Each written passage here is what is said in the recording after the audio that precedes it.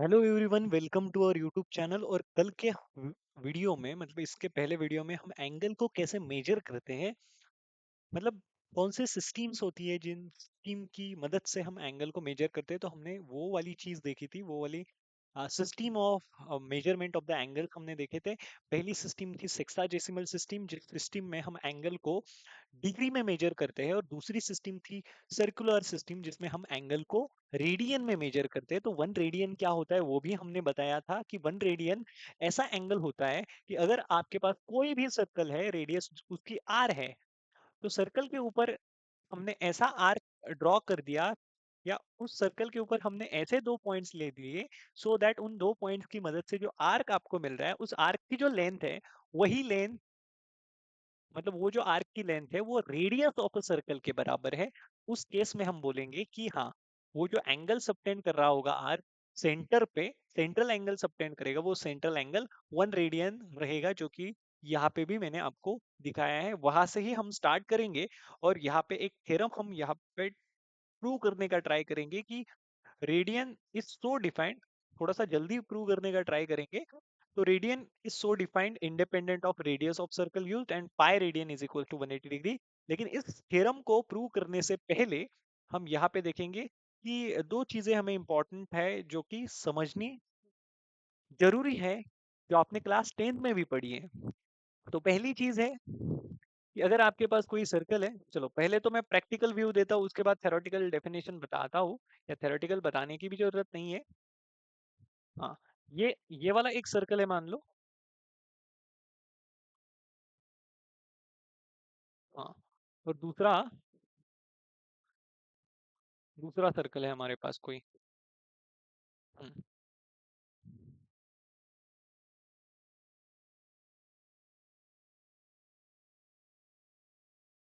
दो सर्कल क्यों लिए? क्योंकि मुझे यहाँ पे length of arc and area of the sector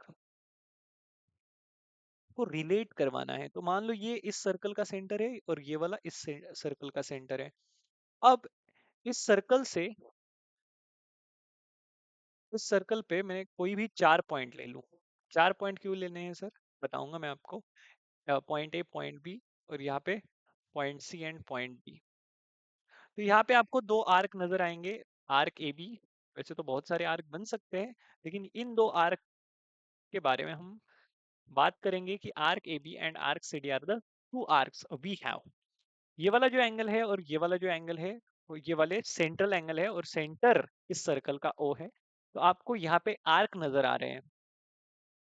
तो आपको एक चीज पता होनी चाहिए कि ये जो मेजर ऑफ एंगल AOB है, और ये वाला एंगल, इसको हम थीटा 1 भी बोल सकते हैं, और दूसरा एंगल है theta 2, divided by major of angle COD।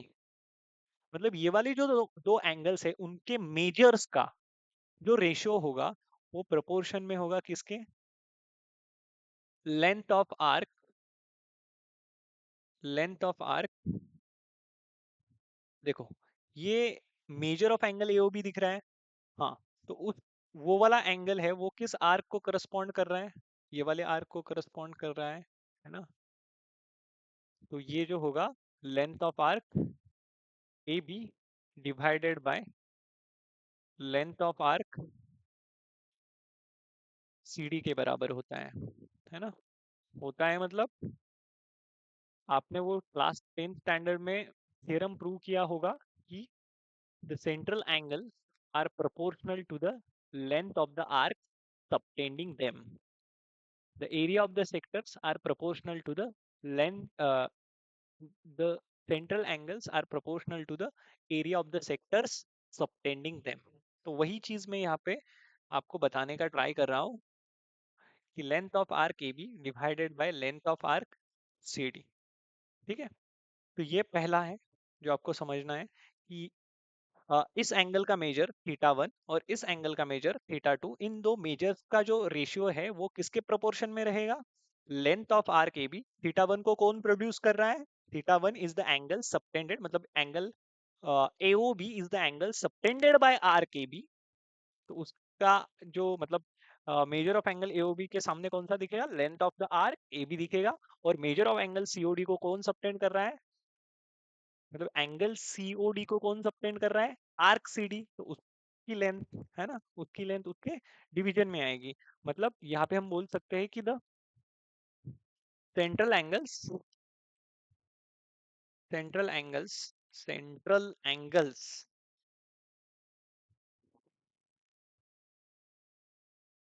Are proportional to the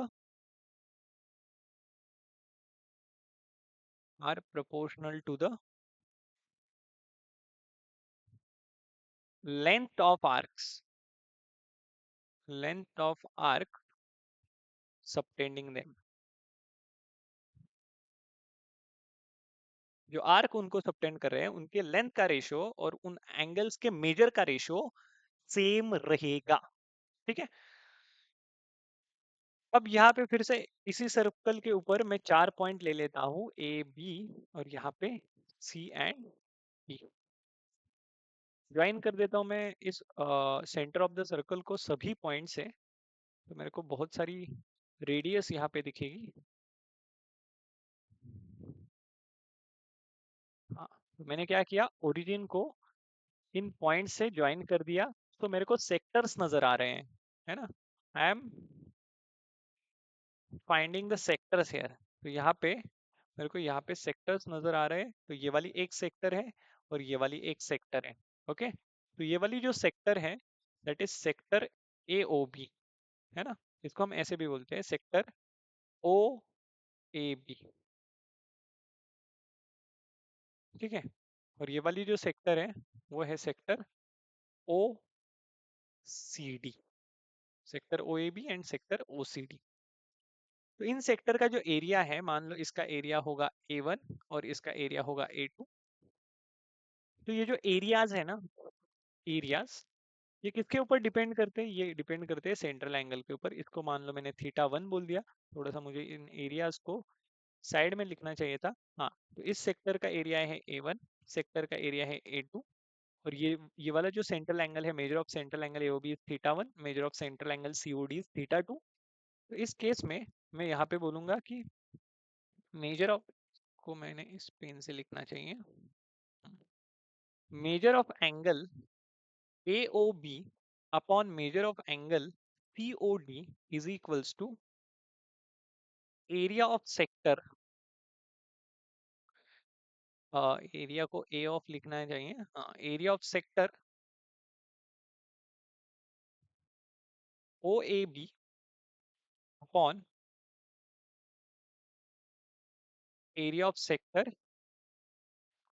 OC। ठीक है, इसको हम कहेंगे नंबर 2। ठीक है, तो यहाँ से हम ये वाली नोट लिख सकते हैं, ये आपने क्लास 10th में देखा है, तो ये बेसिक्स है। द सेंट्रल एंगल्स एरिया के बारे में नोट लिख सकते हैं हम कि the central angles are proportional to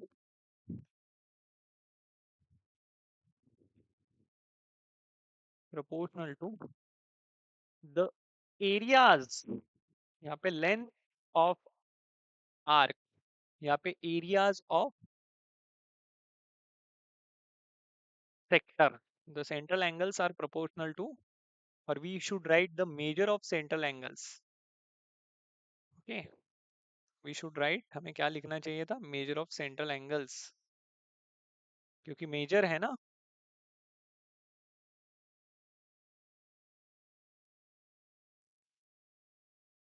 select करना होगा को,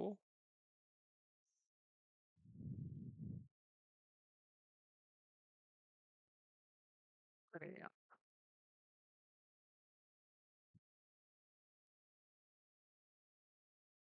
या ये वाली अरेंजमेंट कर देना, आप लिख देना the measure, MEASURE, measure of central angles, the measure of central angles are proportional to area of sectors subtending them।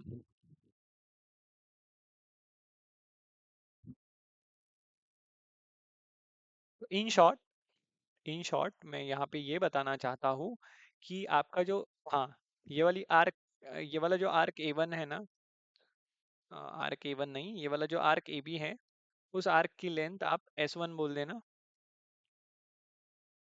इस आर्क की लेंथ एस वन बोल देना, इस आर्क की लेंथ एस टू बोल देना। तो यहाँ पे इस फिगर से हम ये लिख सकते हैं कि theta one upon theta two is equals to S one upon S two, that is the property.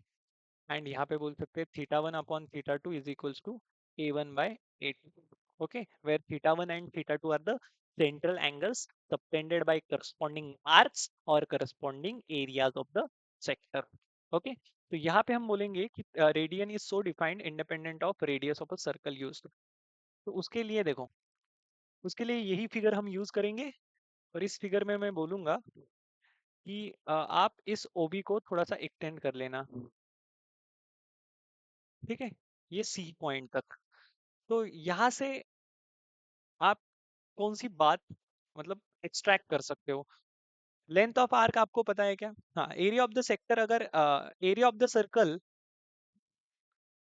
Area of the sector का कुछ नहीं है इधर, अगर radius of the circle R है, तो क्या मैं यहाँ पे ऐसे बोल सकता हूँ कि measure of angle A O B, ये वाला एंगल देखो, ये वाला एंगल, ये वाला, ठीक है ना, ये वाला एंगल एक देखो, उसके बाद ये वाला कंप्लीट एंगल देखो, ये वाला कंप्लीट एंगल देखो, ठीक है। तो measure of angle A O B upon measure of angle A O C, they are proportional to the length of arc, length of arc AB upon length of arc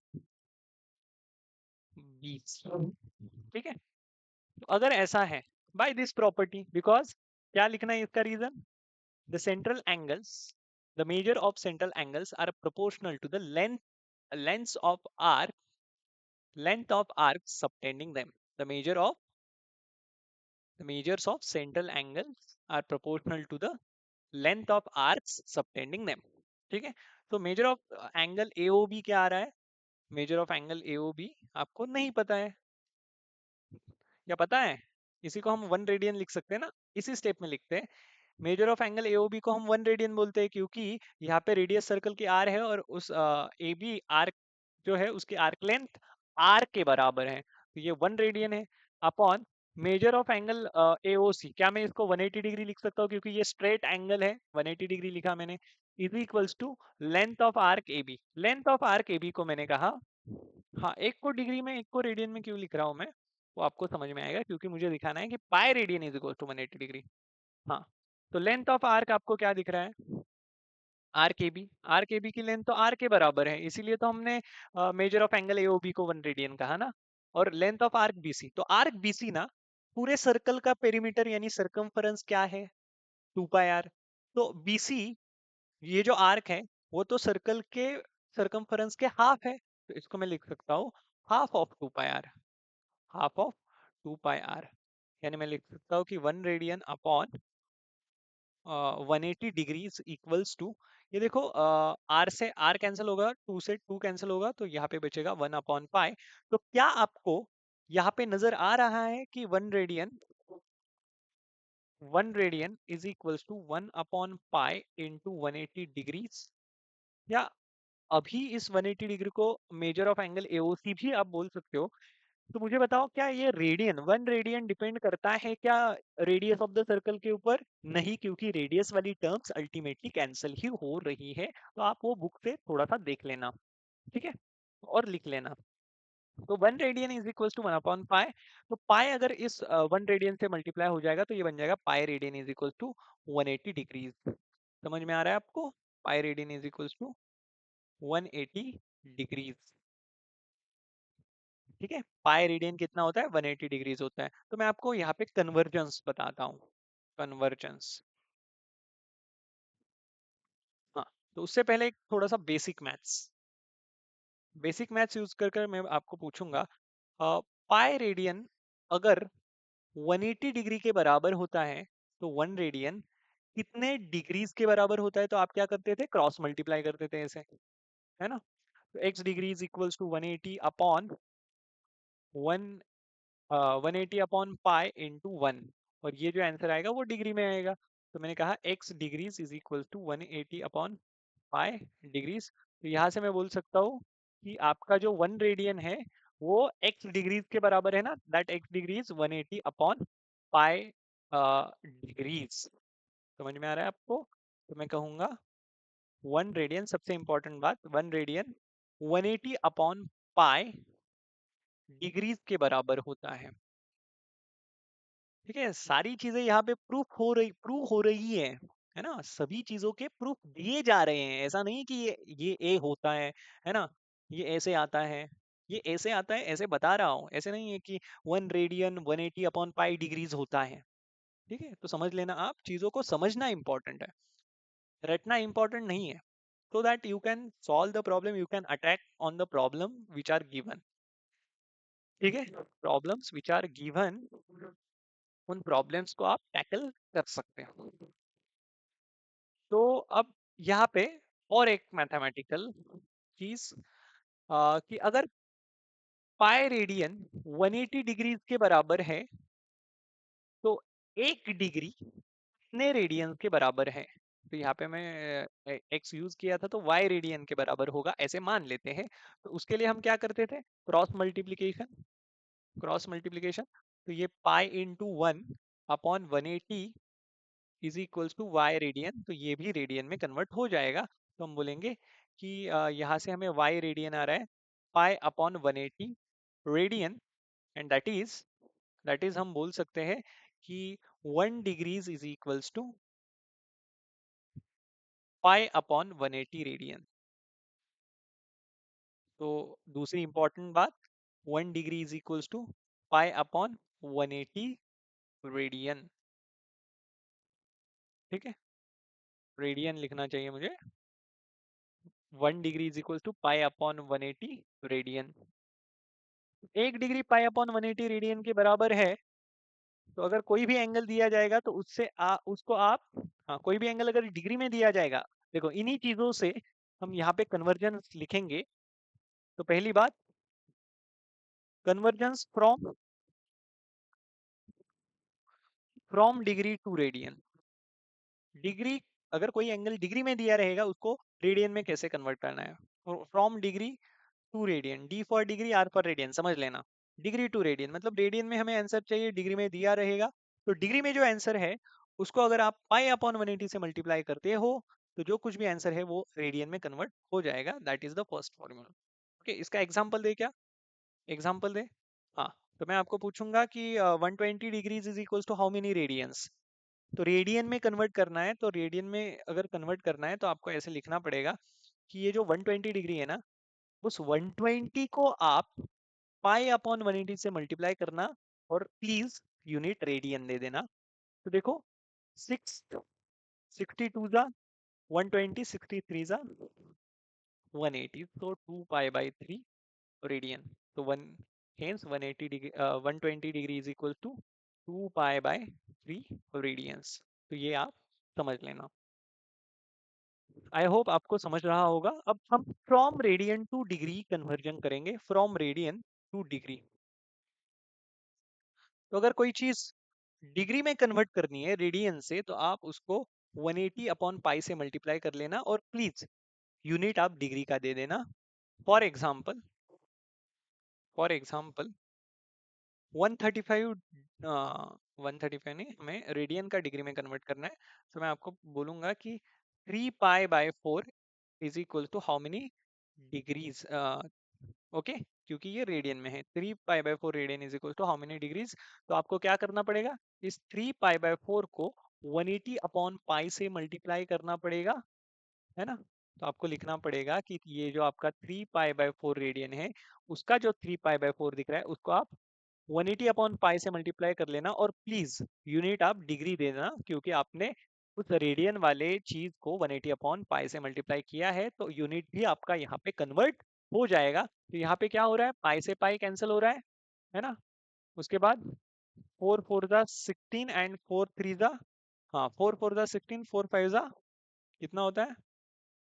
20। तो 45 into 3, 135 degree. कितना आ रहा है answer? 135 degrees. तो conversion आपको समझ में आ गया, degree to radian, radian to degree. Okay, now उसके बाद हम देखेंगे कि हम डिग्री का जो फ्रैक्शनल पार्ट होता है, मिनट का जो फ्रैक्शनल पार्ट होता है, उसको हम मिनट एंड सेकेंड में कैसे कन्वर्ट करते हैं. So let us have the example. Convert the following to nearest degrees minute and second. Degree minute and second. तो ये जो डिग्री मिनट एंड सेकेंड है, ये क्या है? ये unit of measurement of a angle है इन अ सेक्साडेसिमल सिस्टम. ओके. तो यहाँ पे मैं बोलूंगा convert the following into nearest degree minute and second. तो एंगल कौन सा देके रखा है बोलो? हाँ चलो, 1 रेडियन को ही हम डिग्री मिनट और सेकंड में कन्वर्ट करते हैं. तो अभी अभी हमने देखा 1 रेडियन किसके बराबर रहता है? अभी हमने देखा ना 1 रेडियन. 1 रेडियन बराबर रहता है 180 अपॉन पाई के. किसके बराबर रहता है? 180 अपॉन पाई डिग्रीज के बराबर रहता है. ठीक है, इतने डिग्रीज के बराबर रहता है. तो आप क्या करोगे, 180 को पाई से डिवाइड करोगे. तो यहाँ पे डिवीजन का काम हम करेंगे. मुझे तो लगता है आप ही डिवाइड करके देख लेना, मैं आपको आंसर बताता हूँ. मतलब कैसे, ये 120 है अपॉन पाई है, तो आप यहाँ पे 180 है, 180 अपॉन 22/7 लिख देना. 7 ऊपर जाएगा तो ये बन जाएगा 180 इंटू 7/22, है ना. तो इसका आंसर आता है 52.3248 डिग्री. तो ये आपको याद होना चाहिए, है ना. अगर कोई आपको पूछता है कि 1 radian is equal to how many degrees, तो आप बोलोगे 1 radian is equal to 52.3248 degrees. अब मैं आपको क्या बोल रहा था, कल मैंने आपको बताया था कि 1 डिग्री जो होती है, मतलब 1 डिग्री के हम 60 इक्वल पार्ट करते हैं. तो हर एक पार्ट 1 मिनट रहता है. तो 1 degree is equals to 60 minute. और 1 minute is equal to what, 1 minute is equal to 60 seconds. तो ये जो आपको 52.3248 डिग्रीज दिख रहा है ना, तो इसका हम कन्वर्जन स्टार्ट कर देते हैं. तो आप क्या करोगे, 52 इसको लिखोगे 52 डिग्रीज प्लस 0.3248 डिग्रीज. मुझे बताओ, ये जो 0.3248 डिग्रीज है, क्या आप इसको प्रोटेक्टर पे मेजर कर सकते हो? नहीं मेजर कर सकते. तो उसके लिए हमें ये जो फ्रैक्शनल पार्ट ऑफ डिग्री होता है ना, इसको क्या बोलते हैं हम? Fractional part of degree. Fractional part of degree. तो ये जो फ्रैक्शनल पार्ट ऑफ डिग्री रहता है, इसको हम अगर मल्टीप्लाई करते हैं, if I multiply fractional part of degree by 60, तो जो कुछ भी आंसर मुझे मिलेगा that should be in minute. वो जो आंसर मुझे मिलेगा वो मिनट में होगा. ऐसा क्यों, मैं आपको उसका रीजन भी बताता हूँ, लेकिन बाद में. तो आप याद रखना, डिग्री वाला मतलब डिग्री का जो फ्रैक्शनल पार्ट है ना, डिग्री का जो फ्रैक्शनल पार्ट है, उसको अगर 60 से मल्टीप्लाई करते हो, तो चीज मतलब वो जो एंगल होता है वो अब डिग्री में नहीं रहता, उसका यूनिट बदलकर मिनट हो जाता है. मतलब इसको मैं लिख सकता हूँ 0.3248 इंटू 60. ओके. और यहाँ पे यूनिट दूंगा मिनट. मिनट को ऐसे लिखते हैं ना, डैश से. एक डैश यानी मिनट, डबल डैश यानी सेकेंड. तो मल्टीप्लाई कर लो 0.3248 इंटू 60. तो ये क्या बन जाएगा, 0.48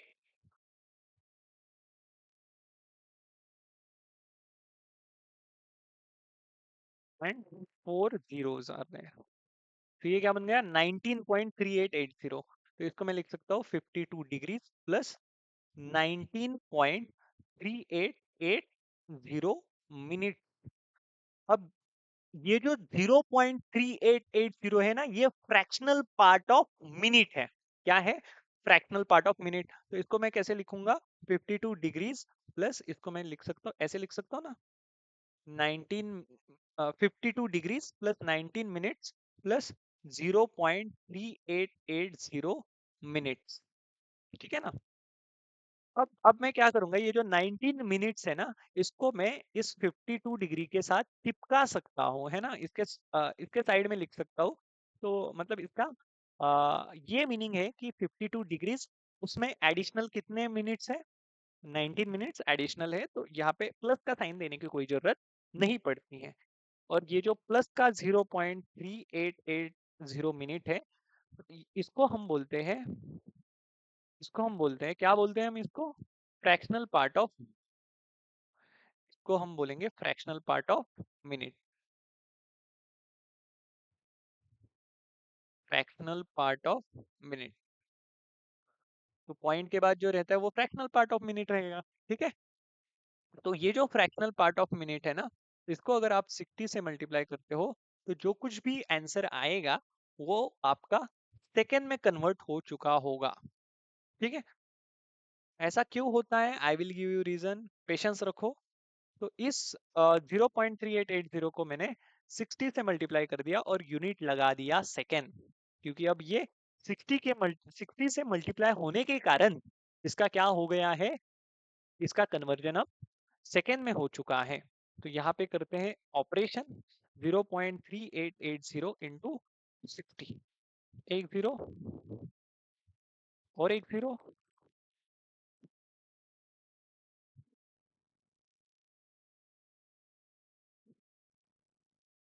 तो ये आ जाएगा 23.28, 23 पॉइंट, लेट मी चेक, 0.388 आ रहा है क्या? 0.488 आ रहा है, 19.488। रुको रुको रुको, कहाँ पे गड़बड़ हो गई? क्या गड़बड़? ओहो, यहाँ पे 4 आना चाहिए ना, वही तो मुझे लगा। हम्म, यहाँ पे 488 आना चाहिए।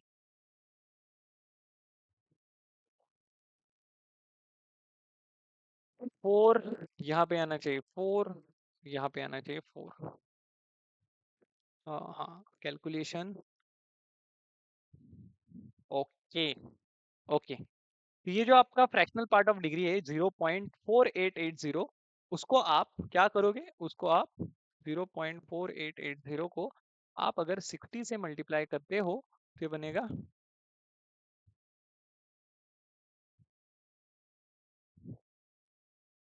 29.2800। तो इसको मैं लिख सकता हूँ 52 डिग्रीज 19 मिनट्स, और प्लस का लिखूंगा 29.28 सेकेंड्स। अब ये जो सेकेंड में चीजें आती है ना, उसको हमेशा हम क्या करते हैं? अप्रोक्सीमेट करते हैं। अदरवाइज अगर ये कंप्लीट नंबर आता तो हम लिखते हैं इट इज ओके, हम उसको जोड़ देते हैं। ओके, तो अप्रोक्सीमेट हम करते हैं इसको। तो अप्रोक्सीमेट कैसे करना है वो आपको पता है?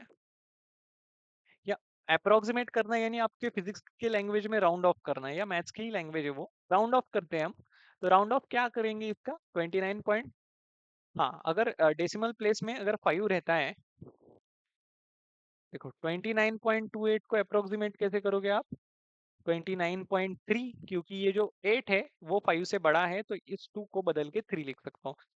5 से बड़ा, अगर 5 या 5 से बड़ा नंबर रहता है तो उसको हम राउंड ऑफ करते हैं, 5 से छोटा नंबर रहेगा तो उसको हम राउंड ऑफ नहीं करते। तो ये जो 3 है, इसको हम, इसको भी राउंड ऑफ करना है 29.3 को, तो मैं राउंड ऑफ करके 29, मुझे एक कंप्लीट नंबर बनाना है, क्योंकि सेकेंड से छोटा एंगल मेजरमेंट में हमारे पास सेक्साडेसिमल सिस्टम में यूनिट नहीं है। तो मैं इसको लिखूंगा, इसको मैं क्या लिखूंगा? इसको मैं लिखूंगा 52 डिग्रीज 19 मिनट्स एंड 29 सेकेंड्स। सो यहाँ से आप बोल सकते हो कि 1 रेडियन जो होता है वो 52 पॉइंट, सॉरी 57.3248 डिग्रीज होता है, दैट इज, अरे 52 कहाँ से आया?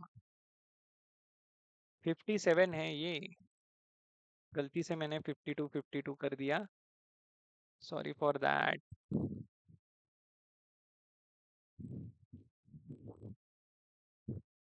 इसको तो पहले से ही बाहर निकाला है तो उसके ऊपर कोई इम्पैक्ट नहीं पड़ेगा। कई बार क्या होता है ना, थोड़ी गड़बड़ हो जाती है। 57, 57, 57, 57, 57, 57 डिग्रीज 57। ये वाली वैल्यूज याद होनी चाहिए और मैं भी भूल गया। 57 डिग्रीज 19 मिनट्स, देखो यहाँ पे लिखते वक्त सही लिखा और वहां पे लिखते वक्त गलत लिखा। हाँ, तो हेंस हम बोलेंगे कि 1 डिग्री 1 रेडियन जो होता है, 1 रेडियन जो होता है वो होता है 57.3248 degrees, that is 57 degrees 19 minutes and 29 seconds. लेकिन अंदर मैं लिखूंगा अप्रोक्सीमेटली, अप्रोक्स, यहाँ पे मैं लिखूंगा अप्रोक्स, ठीक है। अब ये क्यों हम 60 से मल्टीप्लाई करके मिनट में कन्वर्ट करते हैं, तो यहाँ पे फिर से अपना बेसिक मैथ्स, 1 डिग्री अगर 60 मिनट्स के बराबर है ना, तो 0.3248 डिग्रीज, 0.3248 डिग्रीज कितने मिनट्स के बराबर रहेगी, तो x इज इक्वल्स टू आ जाएगा 60 × 0.3248 अपॉन 1, और जो कुछ भी आंसर आएगा वो किस में आएगा, मिनट में आएगा। ये समझे अब? हाँ। अब फ्रैक्शनल पार्ट ऑफ मिनट को आप सेकंड में कैसे कन्वर्ट करते हो, तो यहाँ पे हमारा फ्रैक्शनल पार्ट ऑफ मिनट आया था 0.4880 मिनट। तो मैं बोलूंगा 1 मिनट यानी 1 मिनट यानी 60 सेकेंड्स। तो इतने मिनट्स, 0.4880 मिनट्स यानी कितने सेकेंड्स, इसको y बोल देता हूँ अभी के लिए, है ना। तो ये y क्या बन जाएगा, 60 × 0.4880, और इसका यूनिट आ जाएगा सेकेंड्स, क्योंकि हम y इन सेकेंड्स निकाला है, ठीक है। इसीलिए फ्रैक्शनल पार्ट ऑफ मिनट को अगर 60 से मल्टीप्लाई करते हो तो वो सेकेंड में कन्वर्ट हो जाता है, और फ्रैक्शनल पार्ट ऑफ डिग्री को अगर आप 60 से मल्टीप्लाई करते हो तो वो मिनट में कन्वर्ट हो जाता है, ठीक है। इसके बाद इसके बाद हम देखेंगे relation between angle and time in a clock.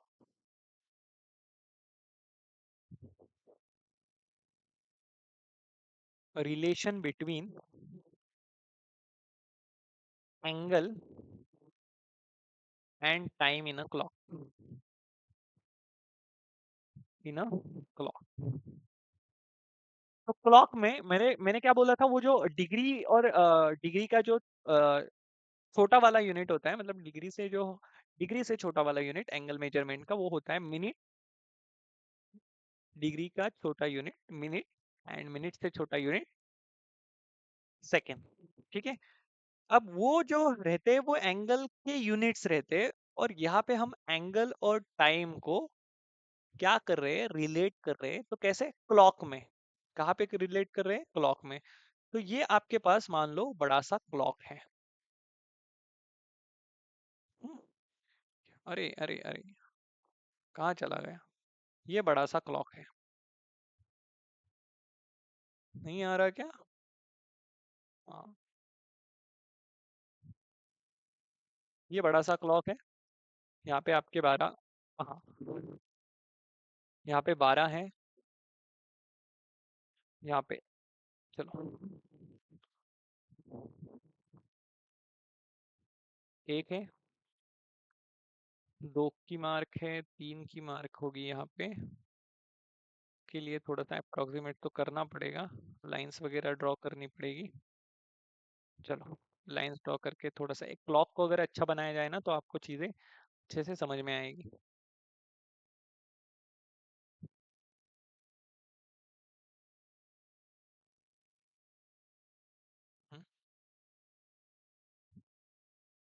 12, 3, 6 ऐसे मार्क करने चाहिए, 12, 3, 6, 9, के बाद 1 और 2,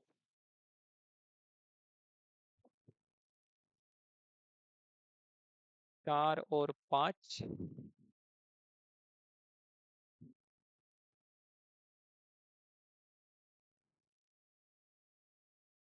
7 और 8,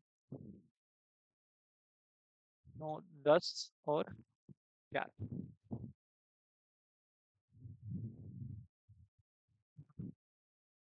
तो ये वाला क्लॉक है, और इस क्लॉक में हम relation between angle and time in a clock देखेंगे। ठीक है, तो जब आपके क्लॉक में 12 बजते हैं ना,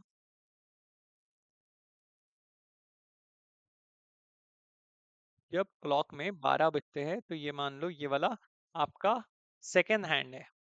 second hand, minute hand, second hand, hour hand होता है ना, तो सेकेंड हैंड का हमें कोई भी इस्तेमाल नहीं करते हम क्योंकि सेकेंड हैंड तो सेकेंड सेकेंड के लिए घूम रहा होता है। तो मान लो ये मिनट हैंड है, एमएच, और ये वाला जो है वो है आपका आर हैंड। कौन सा है? Hour hand.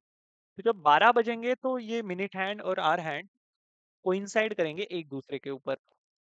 अब यहाँ पे आपको कुछ कुछ चीजें जाननी है कि 12 और 1 के बीच में 4 मार्क रहेंगी, है ना, ऐसे ही 4 4 मार्क रहते हैं। तो यहाँ पे देखिए, हम बात करते हैं मिनट हैंड की और यहाँ पे बात करते हैं आर हैंड की। तो मिनट हैंड का वन रोटेशन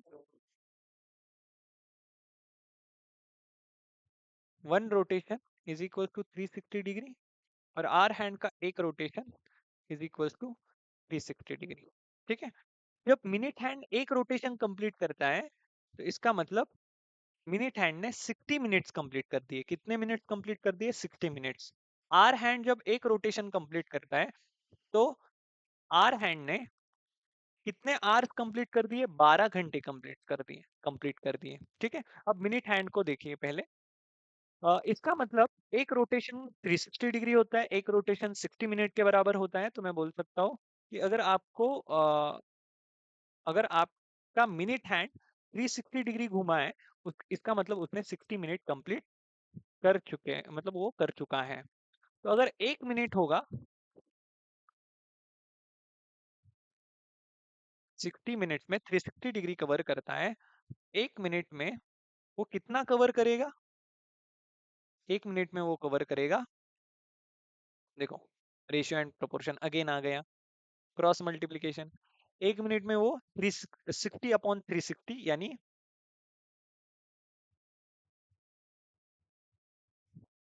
देखो, 360 अपॉन 60 यानी 6 डिग्री, 6 डिग्री रोटेशन वो करेगा। ठीक है, 1 minute is equal to 6 degree. ठीक है ना, ये समझ में आ रहा है ना? 360 डिग्री।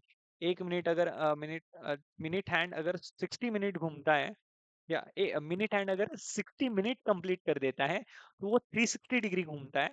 1 मिनट कंप्लीट करने के लिए वो कितने डिग्रीज घूमेगा? तो इसको इस साइड शिफ्ट कर लो, इसको इस साइड शिफ्ट कर लो, तो एक्स आ जाएगा 360 अपॉन 60। जो आंसर आएगा वो डिग्री में ही आना चाहिए क्योंकि हम डिग्री में पूछ रहे हैं ये चीज।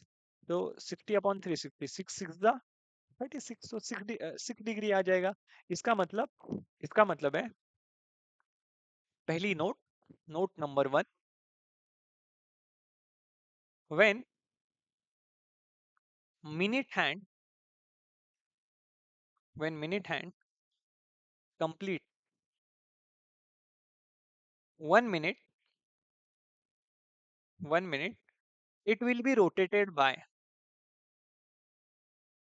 it will be forwarded बोलो या rotated बोलो, it will be rotated by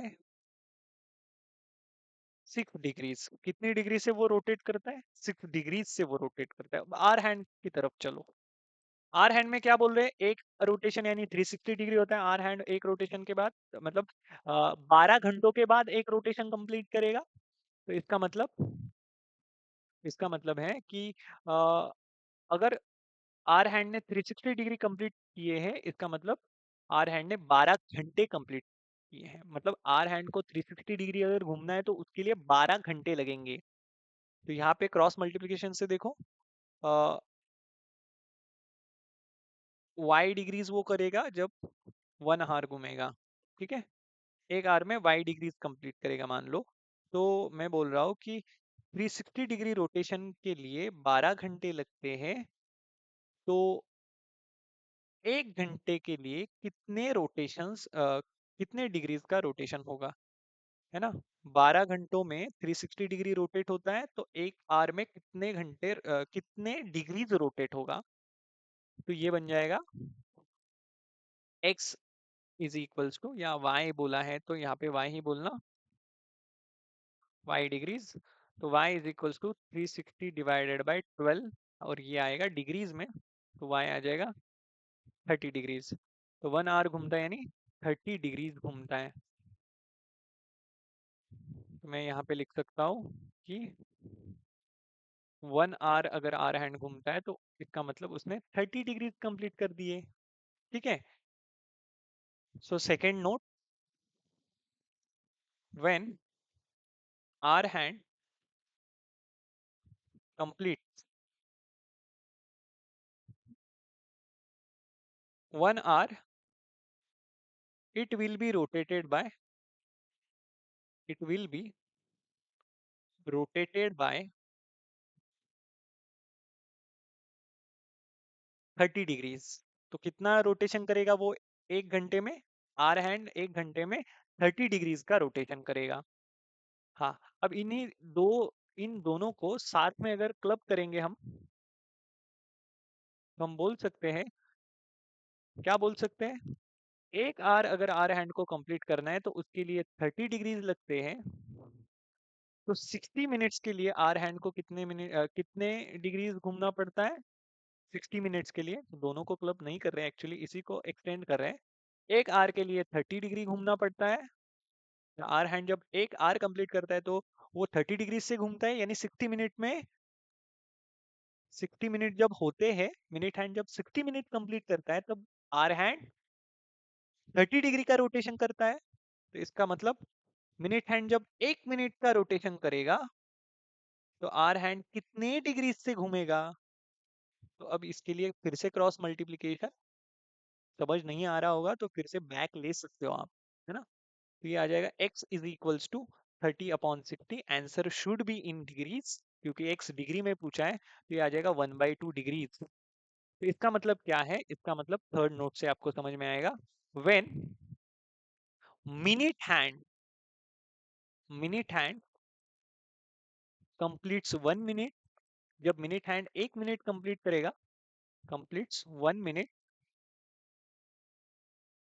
हाँ, hour hand, hour hand will be rotated by or forwarded by half degrees. तो मिनट हैंड 1 मिनट भी आगे जाता है तो आर हैंड उसके पीछे भागना स्टार्ट कर देता है, क्योंकि एक के बाद दो भी बजने हैं, है ना। तो आर हैंड थोड़ी ना एक ही जगह पर रहेगा जब मिनट हैंड आगे आगे आगे जाएगा। तो जब मिनट हैंड 1 मिनट आगे जाता है तो आर हैंड आधे डिग्री से आगे सरकना, सरकना शुरू कर देता है। समझ में आ रहा है आपको? तो 60 मिनट जब मिनट हैंड कंप्लीट करेगा तो आर हैंड ने 30 डिग्री कंप्लीट ये रहेंगे, मतलब एक के बाद अब दो बचेंगे। समझ में आ रहा है? ये कंसेप्ट बस आप समझ लेना, प्रॉब्लम्स जब हम डिस्कस करेंगे तो ये चीजें आपको इजीली समझ में आएगी। तो ये क्लॉक का भी हो गया। अब concept of regular polygon.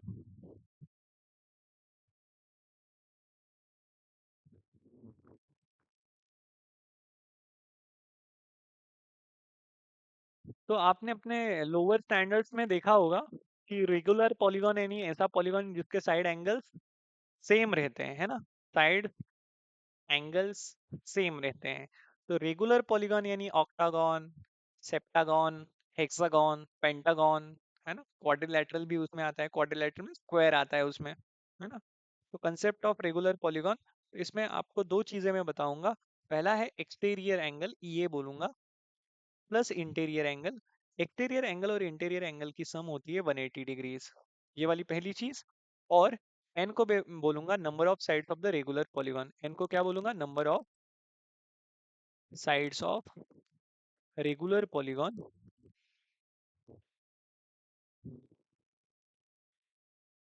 E को मैं बोलूंगा exterior angle, exterior angle. I को मैं बोलूंगा इंटीरियर एंगल।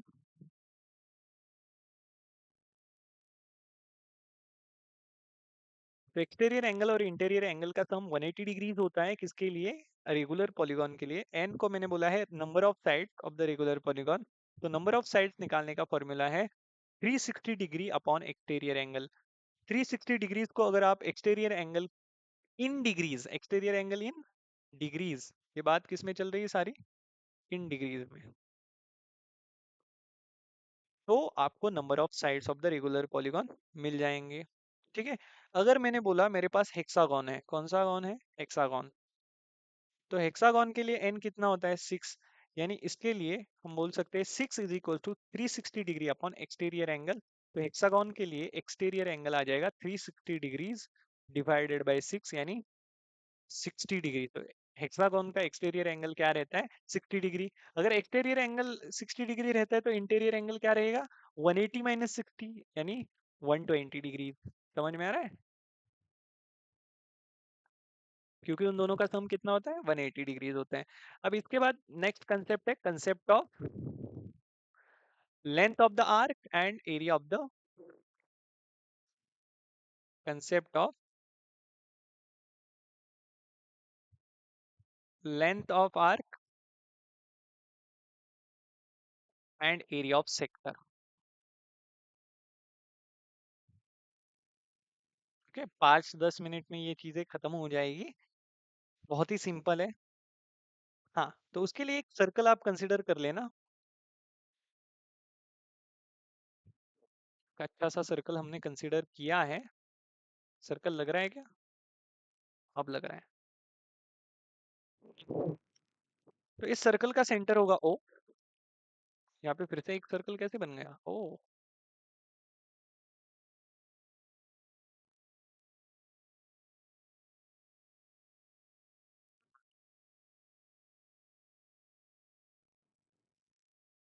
तो हम इस सर्कल के ऊपर कोई दो पॉइंट यहाँ पे कंसिडर कर रहे हैं।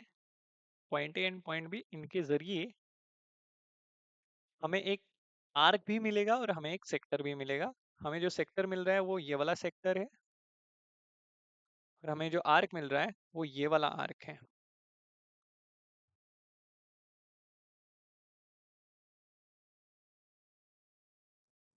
येलो आपको नजर नहीं आएगा। हाँ, I think I should use ये वाला कलर। ये ब्लैक ही नजर आ रहा है आपको? हाँ, तो ये वाला आर्क आपको नजर आ रहा होगा। तो ये आप समझ लेंगे, ए बी आर्क आपको मिल रहा है। तो ये जो सेंट्रल एंगल है ना, इस सेंट्रल एंगल को आप बोले ना थीटा। ये जो सेंट्रल एंगल है को आप बोले ना theta, and theta is in radian. जब आप क्लास जब आप क्लास 10th में थे तब आपने देखा था कि लेंथ ऑफ द आर्क का जो फॉर्मूला है वो होता है theta degrees into, theta is the central angle. Okay, it is a central angle. यहाँ पे मैं डिग्री की बात कर रहा हूँ, जो आपने क्लास 10th में देखा है। क्लास 11th में आप रेडियन में देखोगे, इट इज सेंट्रल एंगल। तो L is equal to theta degree upon 360 degrees into 2 pi are. और एरिया ऑफ द सेक्टर का फॉर्मूला आपने देखा था, theta degrees upon 360 degrees into pi are square. तो ये कैसे आता है? ये ऐसे आता है, देखो। ये पहले आपको बता देता हूँ।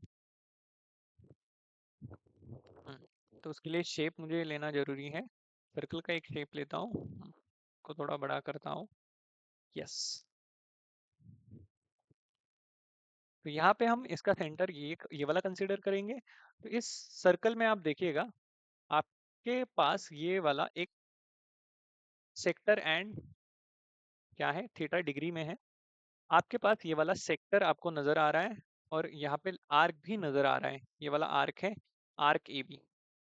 ठीक है। तो आर्क ए बी जो है, उसकी जो लेंथ है, उसकी लेंथ, उसको आप अगर एल बोलते हो, जो आपने इन फॉर्मूलेज में बोला था, आर्क की लेंथ को अगर आप एल बोल देते हो, और एरिया ऑफ द सेक्टर को अगर आप ए बोल देते हो, तो एक पूरे सर्कल को एज अ आर्क ही कंसीडर करना, सर्कल के सरकमफेरेंस को एज अ आर्क ही कंसीडर कर लेना, और सर्कल के एरिया को एज अ सेक्टर का एरिया कंसीडर कर लेना। और एक सर्कल को, और ये वाली जो सेक्टर है, हाँ, तो लेंथ ऑफ आर्क के लिए हमने जो थ्योरम्स देखे थे लेंथ ऑफ द आर्क के लिए, हमने जो थ्योरम्स देखे थे, the measure of the central angles are proportional to the length of the arcs subtending them. तो ये वाला आर्क देखिए, मेजर ऑफ एंगल AOB, क्या आप ऐसे लिख सकते हो, major of angle AOB upon measure of angle AOA। AOA यानी पूरा सर्कल घूम के जो एंगल हमें मिल रहा है, पूरा सर्कल घूम के, है ना, that is equal to length of the arc. तो एक आर्क तो आपको L दिख रहा है, और दूसरा आर्क यानी पूरा सर्कल आर्क ए, ठीक है, arc A B upon arc A, पूरा सर्कल। तो पूरे सर्कल की जो लेंथ होती है वो होती है 2 pi r, that is the circumference और पेरीमीटर ऑफ द सर्कल। को मैंने लिखा 2 पाई आर। अब एंगल AOB क्या है आपका, मेजर ऑफ एंगल AOA क्या है आपका, मेजर ऑफ एंगल AOA तो 360 डिग्रीज है, और आपका मेजर ऑफ एंगल AOB क्या है, theta degrees, that is equal to L upon 2 pi are. और यहाँ से डिराइव होता है L is equal to theta degrees upon 360 degrees into 2 pi r, ठीक है। और सेक्टर के एरिया के लिए हम ऐसे बोल सकते हैं क्या, मेजर ऑफ, ओके ये बहुत ही बड़ा हो रहा है, सेक्टर के एरिया के लिए हम बोल सकते हैं क्या, measure of the central angles are proportional to the area of the sectors subtending them. तो measure of angle AOB upon measure of angle AOA, that is after one complete rotation, the sector which is subtending angle theta means angle AOB, central angle AOB is having area A, हमने बोल दिया है, that is unknown that we have to find। And ये जो major of angle AOA है उसके जरिए जो सेक्टर, मतलब उसको सबटेंड करने वाली सेक्टर, सेक्टर ना होकर एक पूरा सर्कल का एरिया है, तो उसको हम सर्कल का एरिया ट्रीट कर सकते हैं, दैट इज πr²। तो मेजर ऑफ एंगल AOB तो आपको पता है theta degrees, measure of angle AOA आपका 360 डिग्रीज है, that is equals to A upon πr²। तो एरिया का फॉर्मूला बनेगा theta degrees upon 360 degrees into πr², ठीक है। तो ये वाले दो फॉर्मूलेज आपने क्लास 10th में देखे, यहाँ पे क्लास 11th में चीजें चलेंगी रेडियन में। मैं यहाँ पे वही चीज बोलूंगा कि मान लो कि length of the arc S है, length of the arc AB S है, और area of the sector OAB A है, ठीक है। तो यहाँ पे बात करेंगे लेंथ ऑफ द आर्क की, लेंथ ऑफ द आर्क की पहले बात करेंगे हम, हाँ, length of the arc, length of arc को हमने बोला है S, ठीक है। तो मैंने क्या बोला है, measure of the central angle AOB are measure of the central angles are proportional to the length of the corresponding arc subtending them. तो मेजर ऑफ एंगल AOB और measure of angle AOA pi radian यानी 180 degrees होता है, तो 2 पाई radian यानी 360 degrees आएगा। तो measure of angle AOB और measure of angle AOA, AOA कौन सा एंगल है, AOA ये वाला एंगल है, कौन सा एंगल, ये वाला, कंप्लीट रोटेशन के बाद जो एंगल मिल रहा है that is major of angle AOA। और ये वाला जो एंगल है वो है थीटा रेडियन, ठीक है। तो measure of angle AOB upon measure of angle AOA is equal to length of the arc subtended by AOB is S, जो हमें निकालना है। और measure of the angle AOA मतलब कंप्लीट सर्कल ने कौन सा आर्क सबटेंड किया है, तो वो 2 पाई R उसका उसकी लेंथ है, दैट इज द सर्कमफरेंस, ठीक है। अब यहाँ पे मेजर ऑफ एंगल AOB, उसका मेजर हमें पता है, जो हमने थीटा लिया है दैट इज इन रेडियन। तो मेजर ऑफ एंगल AOA भी हमें रेडियन में लेना पड़ेगा। AOA यानी कंप्लीट सर्कल का 1 रोटेशन, है ना, तो 1 रोटेशन एंगल का मेजर क्या होता है, 2 पाई रेडियन, ठीक है। तो इसको मैंने 2 पाई ही रखा, that is S upon 2 pi R। तो ये वाला 2 पाई और ये वाला 2 पाई R कैंसिल हो जाएगा, ये वाला 2 पाई और ये वाला 2 पाई कैंसिल हो जाएगा, और आर थीटा की तरफ जाएगा मल्टीप्लीकेशन में। तो s is equal to r theta is the formula to find the length of the arc. समझ में आ रहा है, तो that is the very important formula. अब लास्ट का बचा है हमारा एरिया ऑफ द सेक्टर। तो एरिया ऑफ द सेक्टर कैसे निकालते हैं, second is area of the sector.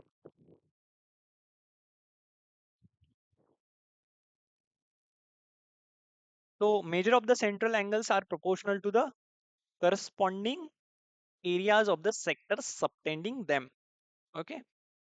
तो यहाँ पे मैं बोल सकता हूँ major of angle AOB upon measure of angle AOA is equals to area of sector corresponding area of sector which is subtended that angle theta is A, and area of sector which is to be subtended